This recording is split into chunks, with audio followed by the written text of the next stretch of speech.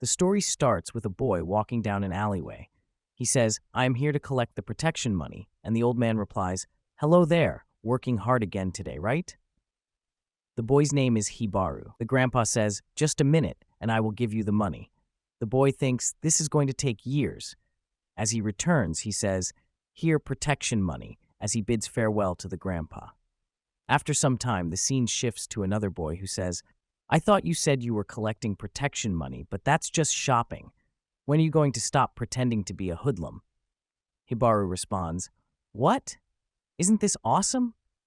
The other boy says, "It's embarrassing. Get away from me. You know that it's today, right? Are you really wearing that to the funeral?" Hibaru replies, "I want everyone in the family to remember who I used to be." The other boy says, "You have absolutely no idea how important the position you're in right now, do you?" The scene shifts to the funeral home where a boy, the 11th adopted son named Ku, says, "Still pretending to be the gangster with a heart of gold, even at a time like this. This family still thinks it's the Pops era." One of the guys says, "Someone tell him it's all about business now." Another says, "You're just a spoiled brat riding on your dad's coattails." Ku gets serious and says, "Anyone sitting around laughing like that on the day of Dad's funeral is nothing but a pathetic nobody."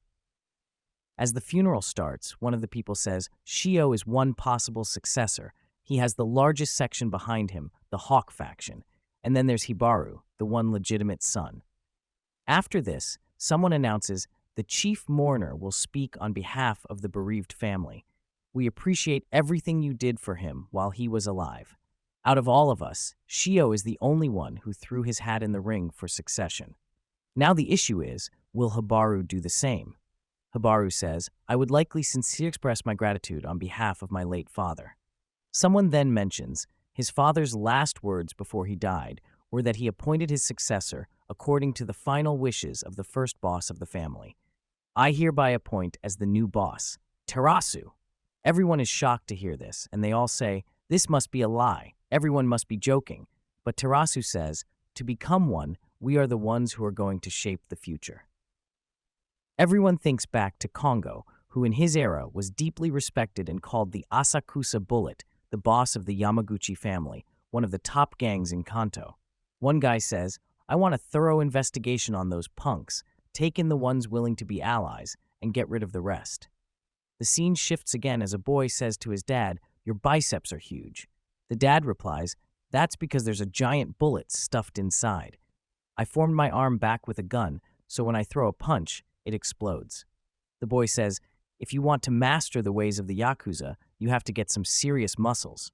The dad says, "But remember, the most important thing is to have a chivalrous heart so we can stand against the strong." This is my friend for those in need, and that's why everyone loved him. He had a soft spot for orphans and adopted many into our family, even children of rivals. The adopted children started getting involved in Dad's work. They became the foundation of the gang and formed a bond stronger than blood, known as the Diamond Bond. During the Heisei era, the family stepped onto the public stage, growing into an organization so powerful that even the police had nothing to say. They expanded aggressively into areas like energy development, especially through their import business. In the Reiwa era, he was growing late and didn't have much time left. A girl says, "Go see him. He has one last thing he needs to tell both of you." The father says, "I'm dying, and I want you to be the next voice of the family. My other kids are all too grown up and too detached from the gang's interests. You are clever and kind. I want you to be the shield that protects the family. Support Hibaru." Then, he gives him a pendant made from the strongest bullet in the world and sent for Terasu, a mirror pendant melted from the same bullet, representing a shield and a spear in the shield. "This was passed down from my grandfather. 1. You must stay together and help each other out. I entrust the future of the gang to you." The scene shifts to two boys taking a bath. One of the boys says, "You're the one that chose to be the boss. If I'm going to be a Yakuza, I want to have some convictions to help the weak stand up against the strong. That means having a chivalrous heart. That's what I truly believe and what I want to become." The other boy says, "Will you stop saying that? We're not Yakuza anymore. We're doing legitimate things now." The first boy replies, I know I'm not trying to do anything illegal, but when we went straight, we lost our beliefs. Now it's just a cold organization.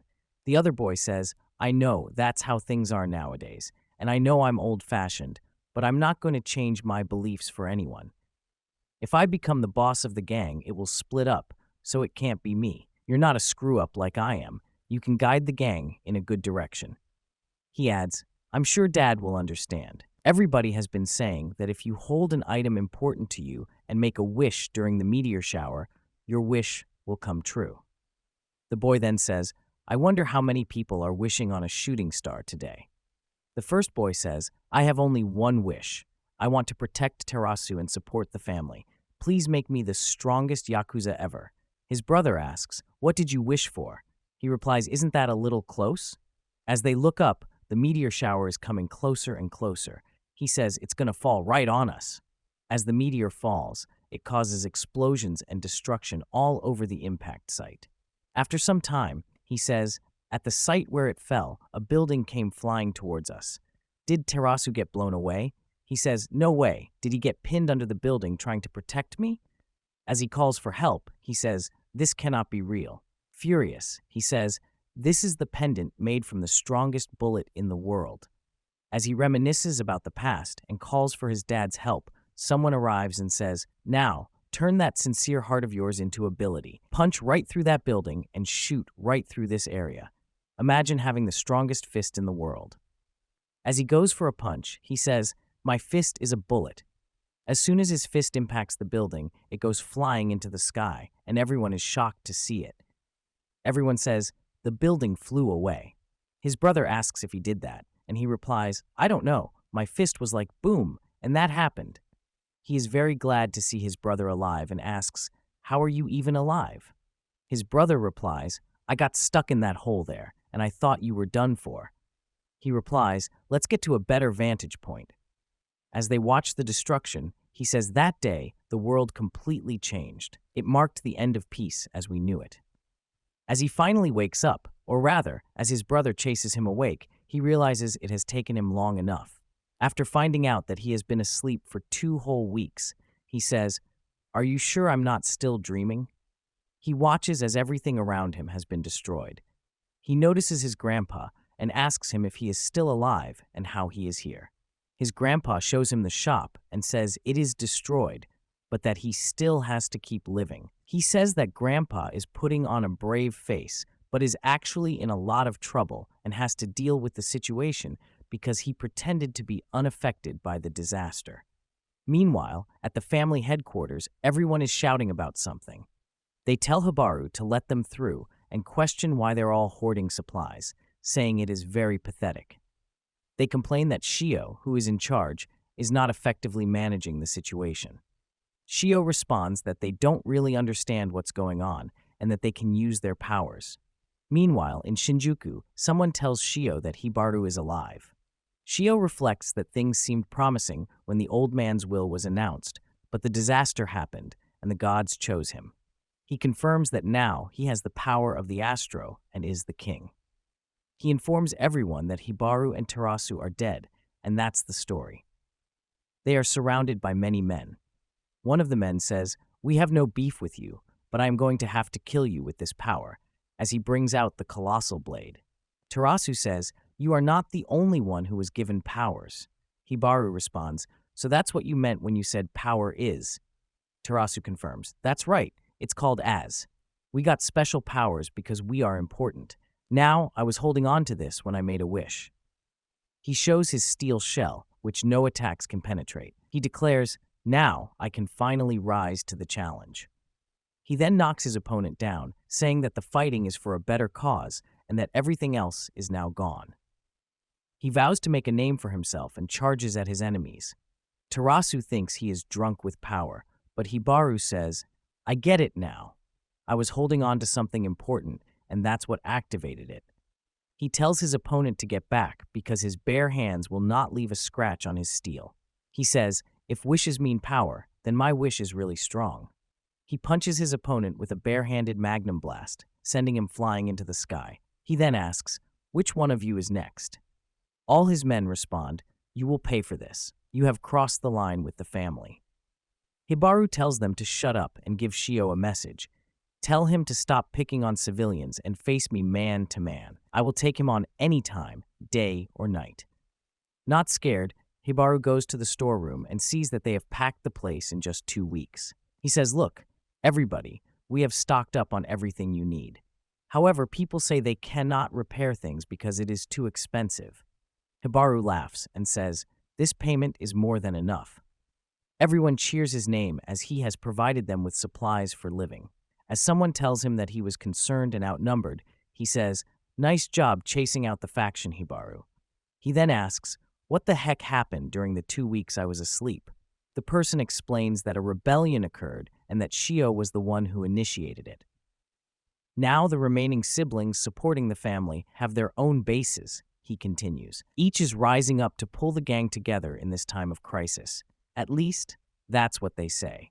But the truth is, they don't like the idea of Terasu being in charge, so they started a rebellion, with each of them vying for the title of boss. He asks, "So, what's going on? Do you have the key to the army?" The person replies, "Yes, I've got it. There are 500 in the Hawk faction and 100 to 200 in the other factions. Even if we scrape all we have together, we've got 10 at most. We can never beat the others in a battle of numbers." The person adds, "At least we're secured here thanks to your dragon's lateness." He asks, "So we have weapons?" The person responds, "Are you talking about using guns against our siblings? Do you have any idea what you're saying?" He replies, "If you use guns, you'll start a war. The world will have changed while you were sleeping." He adds, "If you don't have the guts to kill them, then I'll do it." The other person replies, "We're not blood related. We might as well be strangers." He responds, "You've got to be ruthless." He then enters a place and remarks that this place holds Max's memories and his age. He challenges the man to a fight, but the man says, "No, the throne code is not just an average scuffle between couples. All outsiders are allowed to interfere." The man adds, he's really pissed. He replies, "So what do you want to do? Start killing each other right now." As the fight progresses, he says it's not about killing or being killed or being ready or not. It's not about any of that. It's just a fight between brothers. Don't go around saying that we're nothing more than strangers. Don't you ever say that again, as he becomes very angry. After some time, he says, "I love you and all our siblings. I'm going to face every last one of them and convince them to join us. I just know that if I talk to them, they'll understand." Terasu then says, "Let's go pay our siblings a visit together." The next day, when they are in Ikebukuro, it looks like there wasn't as much damage and lots of people are out and about. He says, to think it was okay to let Ginji guard the place by himself. The other person replies, "I'm sure it will be fine." He then asks, "Are you sure that Kuran is the first one you want to get on our side?" The person responds, "He's a real man among men. He's the 10th adopted son who climbed his way up the ranks by pure skill alone." 4. As someone calls for help after their purse is stolen, Hibaru asks if she's okay and if the purse is hers. She thanks him. Terasu remarks that the cops are barely functioning after the strike, but it looks like everyone is safe. Kuran brought all the delinquents together to form the security squad called the Three Faces Six Arms, so the town is safe thanks to them. Meanwhile, at the club Asura, as they both try to get in, the bouncer says, "You want to get inside? No way, you guys aren't old enough." One of them is told to go cry to his mama. Terasu snaps back, "Did you just call me a munchkin? I'll kill you for that," as they get ready to teach them a lesson. Suddenly, someone tells them there's a fight inside. As they are distracted, someone asks if they're really going to wait. He replies, "No way, I'm just going in." He says, "Live it up while the world is falling apart," and they enter the club. He says, "This place is so awesome. My body just started dancing on its own. You've been throwing your weight around, but it looks like your security team is just a bunch of weaklings." Inside, a fight is happening. The family's #1 street fighter and top dog of the Sanmen Rappi, Kuran Yotsurugi, is in the middle of the brawl, with everyone cheering for him. He says, "Don't mind me, just keep on partying." Hibaru is glad to know that he's safe and is very happy to see him. As they talk, Kuran apologizes, saying, "Sorry if I'm all the way here, but listen, I can't join you guys." Someone else chimes in, because he's not in a position to make those decisions. Hibaru asks, "What do you mean? You're the leader, aren't you?" Kuran replies, "I'm not the leader anymore." Someone else comments, "Looks like you actually got some work done while I was gone, my little security robot." Kuran tells them, "I am the leader, and you better not forget it." Someone else mocks him, saying, "Are you kidding? The weakest of all the siblings." Kuran then explains, "The world has always treated me like crap. I was holding on to a lighter when I made the wish to smash everything into pieces. I challenged him to a throwdown, and I won thanks to my new Astro Asura. Now he's my little puppet, so he does whatever I want." Hibaru then challenges him to a throwdown, and Kuran says, "Perfect, because you're the first person I wanted to kill. If you win the throwdown, I'll give you Kuran, but if I win, I get Terasu. That's fair, isn't it?" Hibaru replies, "It's fine by me," but Terasu interjects, "Who said you could speak for me?" Hibaru insists, "Let's do this." Terasu, frustrated, calls him an idiot and says, "Could you be any more reckless? You're just a super strong right arm or something." As Hibaru charges toward him, Kuran grabs him by the arms and says, "I've got my arms crossed, and I'm still kicking you." His Astro Asura, the god of destruction, proves too powerful for Hibaru. "I didn't stand a chance against him with those 4 extra noodle arms," Hibaru thinks. Kuran then says, "I always hated you. You're just like Botan, my real older brother. He was my best friend." He continues, "There was a crazy war going on in Ikebukuro before we joined the family. He protected a little kid who got dragged into the action and died in the process. I swore to him that I would always protect you." Kuran adds, "Don't you think you should worry about yourself for once? Every time I look into your eyes, I remember that idiot. I'm never going to live a sugar-coated life like he did, and he just died in the end anyway. Now that I've got this strong arm, I can live smarter. Looks like I'm going to win. How does it feel to be helpless?" As he punches Hibaru, he says, "You know what I hate more than anything? The fact that you turned on your people the moment you got your hands on power. You should have used your power to support those who protected you all this time. People like you, who don't have an ounce of loyalty, don't deserve to be top dogs." But then Kuran stops and says, "I won't finish you off out of respect for him, so admit that you lost." "I haven't lost. I'm still going to destroy everything," he declares. "It's over now. A man like you defeated? You're pathetic. What would Botan say if he saw you now?" Kuran asks. Then he adds, "Got a birthday gift for me?" Hibaru replies, "I don't smoke." Kuran responds, "I know. I could always rely on Botan to have my back, and Kuran was always by his side, smiling. Did you stop showing any emotions? Come to think of it, he used to always be smiling, even though he was a weepy drunk." He reminisces, "Everyone in the Salmon Rapi grew up here in Ikebukuro, causing trouble, hanging out, and drinking. We weren't supposed to be staying up all night, talking every day like that. Remember? What do you want to be when you grow up?" Kuran had said, "My dream is to work security at a club. Don't you think it would be cool for a delinquent to keep the town safe?" Hibaru realizes, "So that's why you formed the security squad." Kuran continues, "We were both just kids with dreams, weren't we? And I'm going to keep fighting until you admit that you lost, or you're going to die. I will protect everything that's important to you," he vows. Hibaru retorts, "That will be your own damn fault." Kuran reflects, "I'm a fool. When Botan died, I was like, I would shackle myself to him. I dragged along the responsibility so much that it actually became a burden. But maybe you're just going to destroy the shackles so I can be myself again." So the wish he made to destroy everything was for Kuran's sake. Ko lost the throwdown due to me breaking the rules and interfering, but now the security guards are under the control of Terasu and Hibaru. Thanks to you, I remembered my true self. I wished to smile again, but instead I got a transformation power. Taking on Botan's role was too much pressure for me, so deep down, I was probably wishing for things to change, Kuran admits. Hibaru responds, "If you want to change, come to our headquarters. Just let this search go."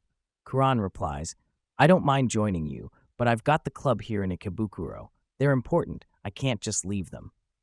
Hibaru reassures him, "You don't have to worry about that. You've been shouldering too much alone."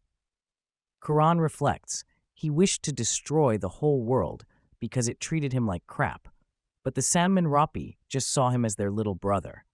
Nothing more. Maybe it's really about the image of a person. It's like you guys pigeonholed him after Botan's death, and that's what he wanted to destroy. Ko wanted you all to see who he really was. Hibaru adds, I get it. The club and Sanmen Rapi were both Botan's dreams. Ko really wanted to get rid of them, and that's why he got the Astro. Maybe if we face his Astro properly, we'll be able to see his true self. Someone interrupts, telling them to quiet down. You're awake, Kuran says, then turns to Ko and says, wake up and admit it's no use anymore. Ko replies, it belongs to me. I don't need you telling me what to do. As long as I've got this Astro, I'm not handing it over to Shio, you, or anyone else. He continues, I'm done with you. Don't let me see your ugly mug ever again. Go throw yourself out with the rest of the trash. Hibaru sighs, he hasn't changed at all. I can't send you away, but I'll do my part to work for you and protect Ikebukuro, Kuran says. He then asks Hibaru, take care of Kuran for me. Hibaru's guards thank him for all he's done for them. The scene shifts to a room where a man says, you want me to teach you how to make money? Hibaru responds, I want a big club in Ikebukuro to start trusting my feelings, or else I won't get through. Next time, come back with a smile on your face. Kuran tells Hibaru, this is the most I can do unless I transform, but one day I'll come back with a real smile on my face, so take care of Ikebukuro for me. They ask, what are you going to do now? Hibaru responds, there are 4 of us now, so I think I'll form a faction. It will be called the Hibaru faction. Looks like you've met your fellow kin, Kinishichio, Hibaru remarks as they survey the damaged area. Kinishichio responds, yes, everyone is having a tough time. He notices Hibaru eating and asks, why are you eating like that? Hibaru replies, because I brought instant noodles, but we couldn't find hot water. As they talk, a police officer comes rushing up to them. They ask, what's the matter? He replies, I'm in big trouble. Due to the chaos caused by the strike, we've been swamped with reports and incidents. Our city is like that too, he coughs, so useless that we had to step in. The worst of it is a team of regulars who are using Astros, the ghost thieves. A security guard at the bank said he saw a ghost and was paralyzed with fear when they robbed the place. We managed to find their hideout, but it's an abandoned mansion in the west that's said to be haunted. The officer continues, I've requested backup from headquarters, but they're so busy I haven't heard back from them. I tried to go in myself, but I had to run away for certain reasons. They ask, so do you need our help? He replies, doesn't the Hibaru faction help those in need? Come on, let's go, Hibaru says as they arrive at the mansion. He asks, is this their hideout? The officer nods, yes, but we should probably make a plan first. Kuran quips, why? Are you scared? The policeman interrupts. I wasn't finished with my story. They stole my gun. I know it's not for me to say, but until the disaster, I never thought I'd need to use one. But now that punks on the ground have Astros, I realize the importance of having weapons that could counter their powers. The citizens won't have their Astros forever because the police have guns, but if those guns are stolen, the citizens will have to worry about getting hurt and hurting others as well. My gun was the only thing I had to defend myself, and I shouldn't have let them take it. I'm the worst cop in the world. Hibaru reassures him. You called us here because we're not going to do this by the book. It takes an outlaw to deal with an outlaw. Let us Yakuza take care of it. Kuran adds, it pisses me off when thieves and punks don't put their lives on the line. They give guys like us a bad name. Hibaru notices Kuran's anger and says, I think he's actually angry. They enter the mansion, admiring its beauty. Kuran goes up the stairs, calling out, is anybody home? They ask, is this really their hideout? It doesn't seem like anyone is here. Tarasu suggests, let's go home, but then says, there's something on my back, as something falls from the ceiling. They look up and see something huge descending toward them. Panicked, they yell, let's get out of here. Suddenly, a girl appears and shouts, shut up already. They scream in fear, but she calmly repeats, I said shut up. What are you even doing here? She reveals that she's the old lady from next door who got robbed.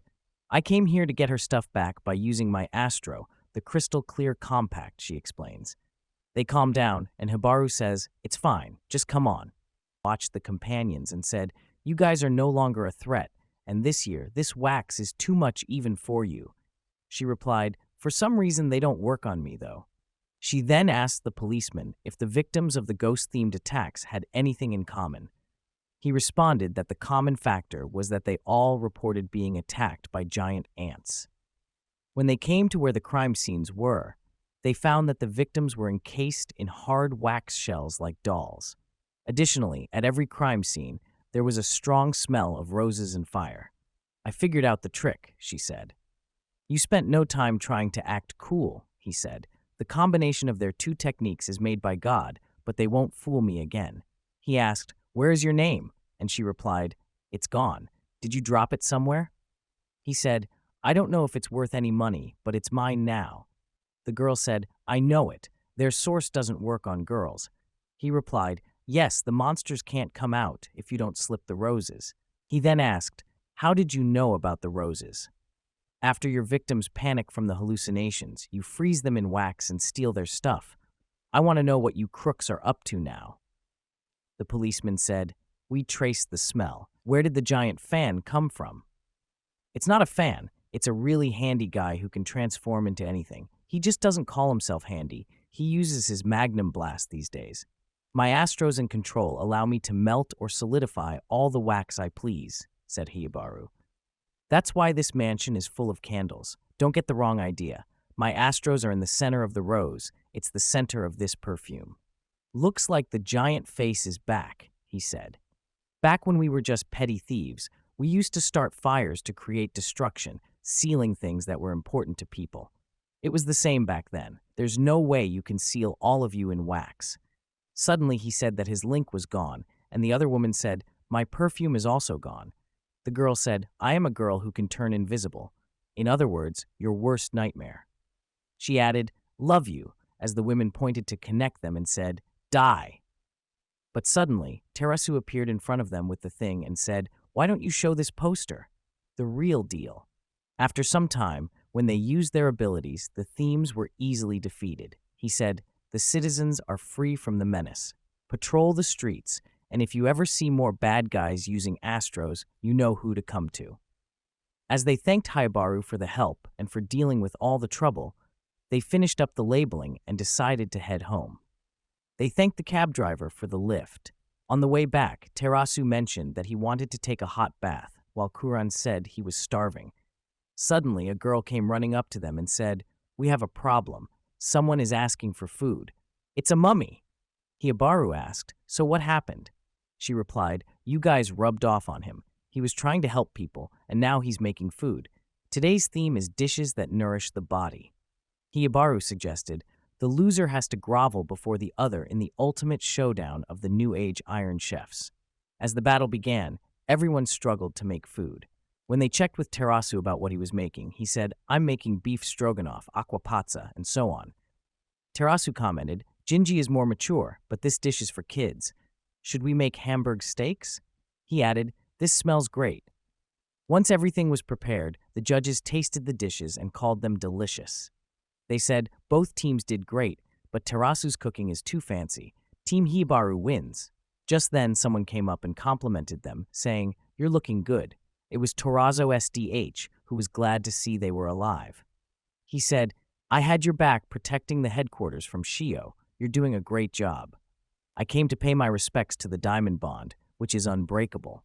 But even with that in mind, I've decided to punish Shio." He asked, "Do you know what the first thing someone does after training to gain power is?" He continued, "It's music this time, not the other sources of power. We've learned that Shio is hunting Astros, and since my faction is the second largest in the family, I pose one of the biggest threats to him. The same goes for you. I'm going back to fight him." They replied, "In that case, we're coming with you too. I want to talk to him face to face." The scene shifts to the headquarters where a man says, "My faction and the Hawk faction are fighting as we speak. If you're going to come along, make sure to be on the lookout on the roof and don't fall asleep on the job." After some time, he says, "Looks like I fell asleep." He notices a file in the car and a girl approaches, saying, "Watch this," as she performs a magic trick. He responds, "That's so cool." She introduces herself as No-No and explains, "It's called an Astro. I just hold this bookmark and make a wish. Right now, I'm praying for happiness. Your clothes are really bad, though." He replies, They're not bad, they're called happy. She warns, you'll catch a cold. I'm going to visit my mom at the hospital. He says it's dangerous for a little kid to be out alone. She explains, I want her to get better, so when I wish on the star, it gives me the power to make 4-leaf clovers. Someone steals the clover and throws it down. She's not sad, and the man asks, are you going to cry about it? She responds, I promised my daddy when he passed away that I would become stronger. The man says, I'm supposed to confiscate the links for the strongest, but I can do whatever I want with them. You're an Astro hunter, aren't you? He replies, if you know about that, an Astro turns clovers into 4 leaves. Only a kid would come up with a wish like that. I'm going to knock you down. The scene shifts to the car as they arrive at the location. Someone stops them, asking, how are you going to do anything? He responds, I don't need an Astro because I'm Terrazzo, the strongest of the 13 siblings in hand-to-hand combat. He then says, let's see those precious nails of yours. Hibaru responds that he's using his enemy's Astros to knock everyone out. Icy breaks through the checkpoints, and they remark, wow, he defeated all of them instantly without even using his Astro. Meanwhile, the little girl says, now I can go to the hospital to see mommy. He replies, go ahead, go without me. She arrives at the hospital, where her mom thanks everyone for their help. Her grandma had called, saying she went missing. I filed a missing person report, but the police couldn't do much due to the disaster, she explains. She helped your friend on the road. His name was Hibaru, and he wore funny clothes, but he was nice. Her mom reflects, looks like their first friends made her heart close after my husband passed away. She's a really strong girl. She never cries, no matter how tough things get. It's okay to cry when you're happy. The girl replies, that's what Daddy told me. As someone calls the boss, they report, I only got through the section. Meanwhile, in the faction branch, Shio asks, how are things in Roppongi? He replies, things are going smoothly both with purging and with astro hunting. I'm positive that what I see lies beyond that power. Does that have something to do with the energy development you've been pushing for? Shio responds, good job. All right, I'll do anything as long as it makes you happy. Time to wrap this up and make him proud. The men say, the building has been completed. It's almost time. He's holding something and tells them, the branch was completely destroyed. Get in the car. The enemies are hiding out in a place called Babel in Nishiazabu. He adds, hang on, I'm gonna floor it. Let's go, he says. At the police station, 3 of them are waiting for Hibaru. Shinichiro arrives and says, sorry to keep you waiting, boss. One of the Fudo brothers, they are Tora's number 2, and he says, of course. What did you focus on? The branch is completely gone. That idiot of my brother got caught while acting. Wait, so the underlink school escape casualties worked up to a minimum, but everyone still ended up in the hospital. Despite all that, I got one piece of good news. My brother has been kept on the top floor of their hideout, the same place they kept the stolen links. I practically got my link back. Hibaru, I need you to take care of the skit for a while. Hibaru replies, no, we cannot do that. Shinichiro asks, why not? It's just for a little bit. Hibaru responds, look around. There are many people here. Shinichiro says, we got our hands full. We will take care of her. But our branch got smashed bit by bit. All the higher-ups just want to shift responsibilities to others and sound new interests. The big shots are just looking out for themselves. It's always the people below who have to take the fall. If you are from the family, how about we make a deal? The Astro Hunters are causing a lot of trouble, and we have our hands full dealing with the fallout from the disaster. We got intel that their hideout is in Babel, and the stolen links are stored there as well. We have blueprints of the whole place. I'll give you the prints in exchange for you crushing the Astro Hunters.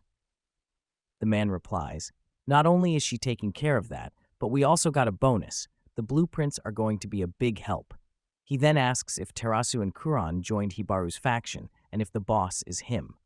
Shinichiro confirms, yes, and the man replies, well now, according to Dad's will, you're really okay with him being the boss, considering they barely escaped the disaster. He asks if everyone is okay. As he watches something emerging from the ground, he says, get behind me. Hibaru says, leave it to me, and uses a barehanded magnum blast, defeating the threat. Everyone says, good job, and Hibaru responds, bring it on. He said, We're outnumbered, but we can just take our turn with each of them. He asked, how are you including me in the count? The lynx and the prisoners are on the top floor, so let's hurry. If we kill these guys, we will definitely get promoted, and then we'll be swimming in cash. As they come for them, they shift towards the top floor of the link storeroom. Fudo says, it's Torazo's link, and he replies, I'm sending it to you, bro, as he uses the karmic arrow. He gives him the gloves and says, nice job, and asks, what are these gloves doing here? He responds, I thought I stole those from you. As she sees people flying everywhere, a man says, Hercules, the hard drive boosts my strength the more I use it. The big man says, you and I will take care of Jito, and everyone else can get in the car. Everyone agrees and gets into the car. He says, I'll take you up to the roof. You guys take care of the rest.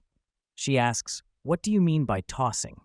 He uses the packages to cause an explosion, and the car goes flying above the building. Everyone is shocked to see that he just threw a whole car. The girl asks, how? As the car deploys a parachute for a safe landing. Everyone is surprised to see that, and Guido says, I will not let you get away. The girl says, leave it to me. I will use the crystal clear compact.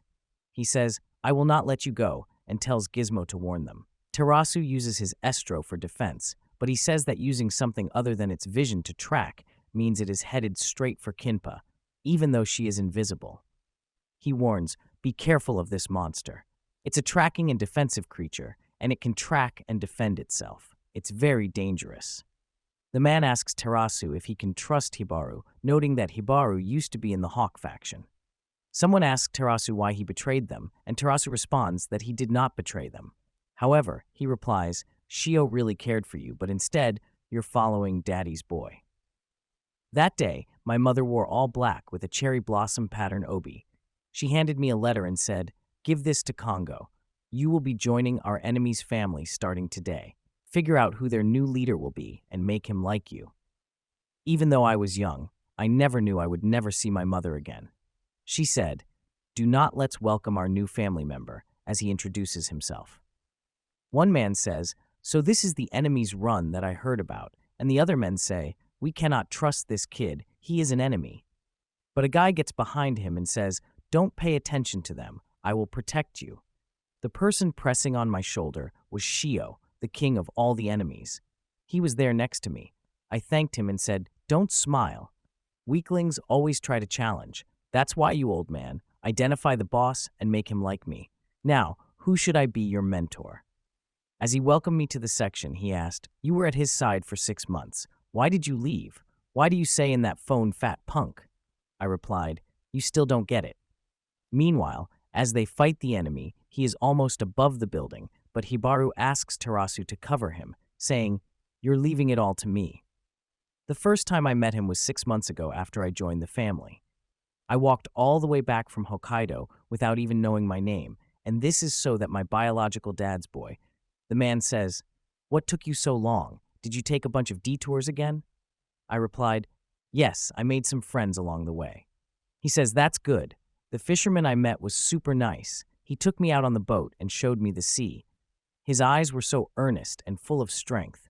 It was like his spirit struck straight to my heart.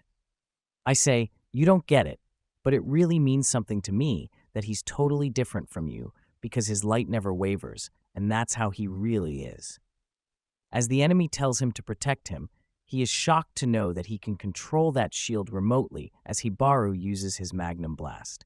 Isai uses the bare-handed Magnum Blast, which hits Gizmo in the face, causing him to hurt badly as he lies on the ground, helpless and unconscious.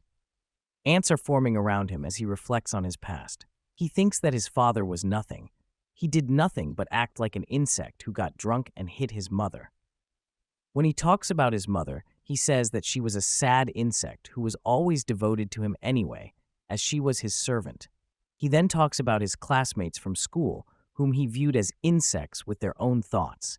They used to bully him for everything. He cries with tears in his eyes, saying it's not like he did anything to deserve it. Crying loudly, he explains that they bullied him because he had weird teeth. The scene shows him being bullied by his classmates. He describes them as ants whose only talent was to swarm.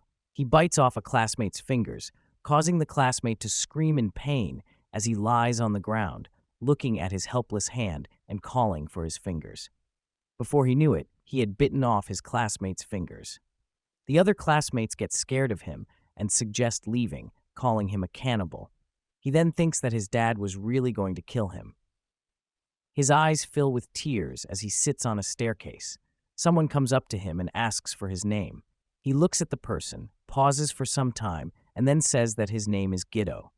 The person says they were working around and saw him earlier. They ask if he is the kind of person who just follows the crowd and does nothing on his own. Guido replies that he is that kind of person. The person responds by saying that they like people who stand out on their own and do not rely on anyone.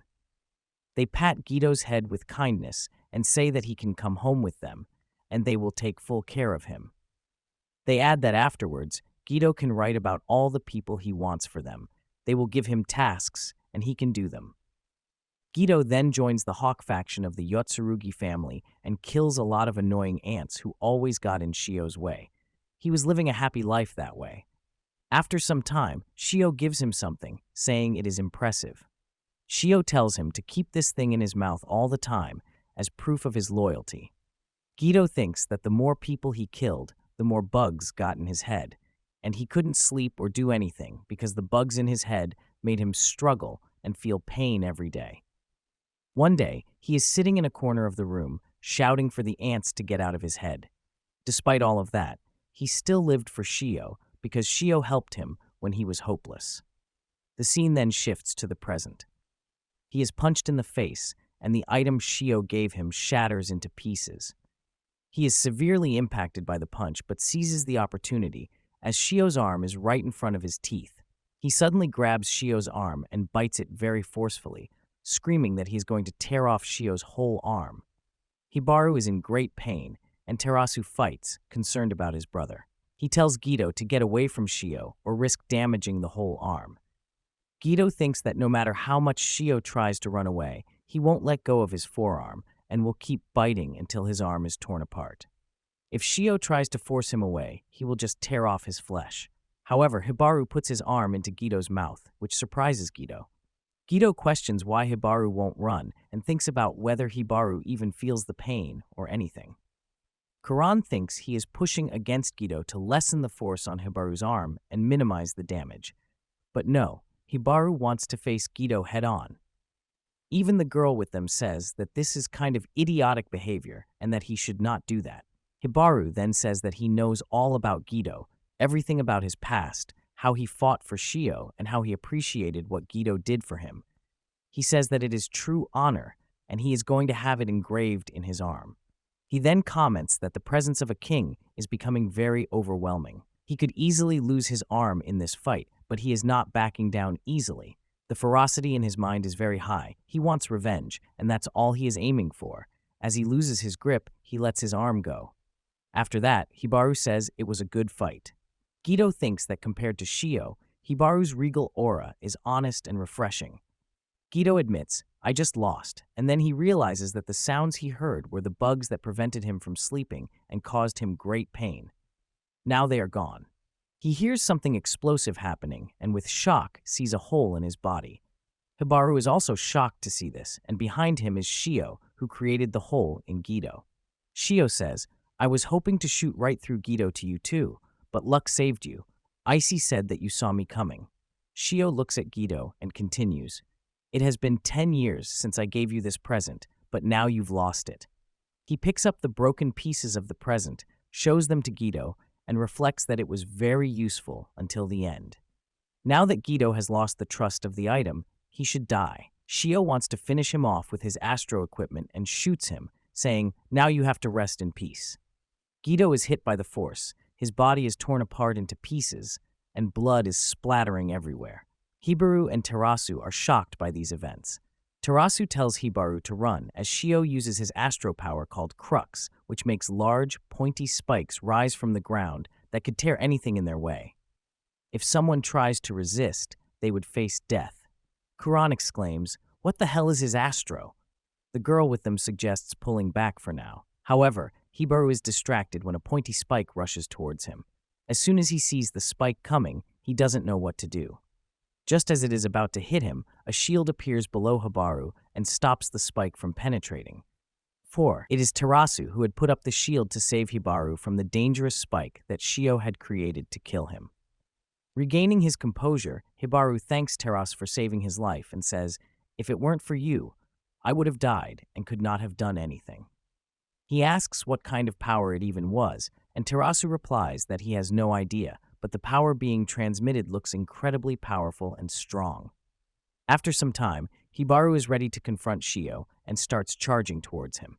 As he is closing in, Hibaru asks Shio, "Why did you do this? I have always looked up to you and cared about you.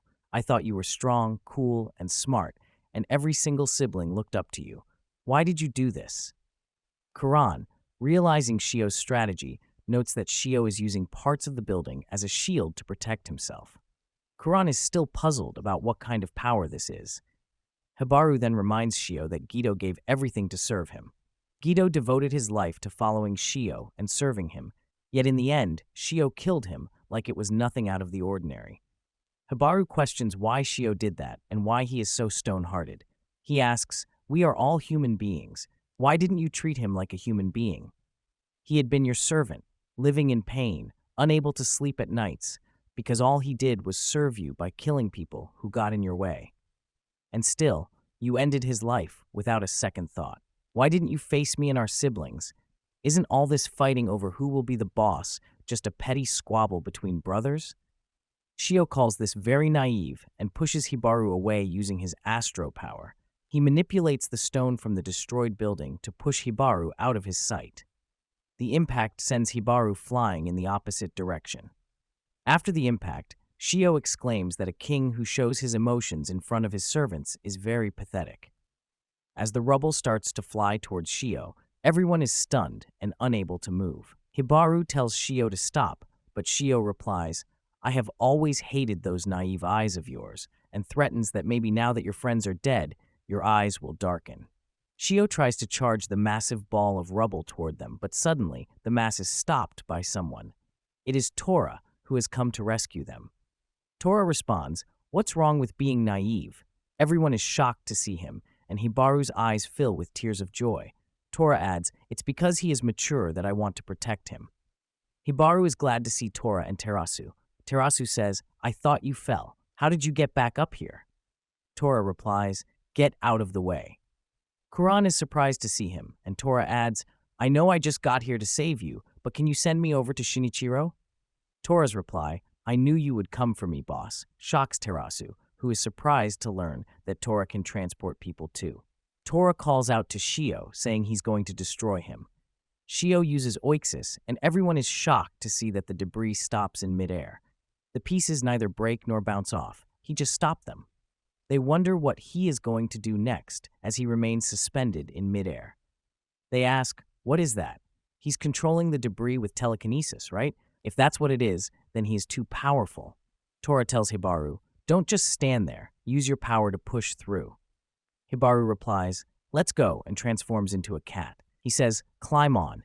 You can become an animal to back me up." He tells Terasu to keep an eye on Shio's powers as they all charge towards him. Shio uses Scutum and says, "It's no use, you cannot reach me." They continue to attack, and Shio adds, "One more time, you missed." Covered in blood, Hibaru responds, "I'm only using 10% of my power with this punch." Shio comments that Hibaru must be blind, noting the destruction Hibaru is holding back. He recalls that the first time Shio used his ability, he knocked a whole building into the sky and then slept for 2 weeks. Shio declares, "Stop boasting. All of you are just a nuisance. That shield is too troublesome. We can't even get close to him." Kinpa says, "Don't forget about me," as she appears behind him. Everyone praises her, and she says, "So you can become invisible." Suddenly, Shio grabs her. They all shout at him to let her go. He responds, "He is really fast," noting that Guido nearly hit his arm. The force of the earlier attack has broken his grip. Shio's face reflects his well-trained and overflowing ferocity, revealing the monster he has become. Terasu says, "It's time to use 100% of your power," and Hibaru punches Shio with great force. As Shio glances at them, he thinks that he is now in very big trouble. The pressure makes him realize that he has to go full force. As Hibaru uses his black diamond power, Hibaru sees a black mist aura forming in the sky and wonders what it could be. As he continues to use the power, he discovers that the debris is being pulled together with incredible force, forming either a very large shield or an attacking force capable of easily defeating anyone. He asks, "Do you even think that this much power is enough to protect you?" He then tells Shio that his primer in his bicep fires and adds that the gunpowder in his phone also ignites upon impact, so Shio should watch out because he is about to use his full power. As Hibaru uses his power to attack Shio, the impact hits the debris, which had been consolidated into one, shattering it into pieces. Tarasu comments that he stopped it, and Shio remarks, "Some medieval power you've got." Hibaru explains that he wasn't just collecting the debris, he compressed it into a high-density shield. The pieces that were shattered are now gathering again. He declares that this power is gravity Astro. Kuran notes that the wind pressure alone almost blew them away. Suddenly, an elevator appears out of nowhere in front of them, and a man with glasses steps out. His name is Satsuki, the advisor to the family and the second adopted son. The girl asks where he came from, but he ignores everyone and approaches Shio, saying, "That's enough playing games. I've recovered the daybreak." Everyone is shocked and confused by what he means. Shio then says, "Good, then our business here is done." Hibaru tries to stop Satsuki, but he does not relent. As Hibaru chases after him, a wall closes in front of him, causing him to fall to the ground. He asks, "What are you even trying to do anyway?" Shio replies, "Let me tell you one thing. The Yotsurugi family and the meteor strike are far from unrelated." Hibaru does not understand what he is talking about. As he is given the item, Hibaru says, "I don't care if you become the boss, as long as you honor the diamond bond. There is nothing that could change that." He tells Shio to look at him, but Shio responds, "Next time you and I meet, one of us will die." Hibaru thinks to himself that if they were not from the Yotsurugi family, he might have liked them.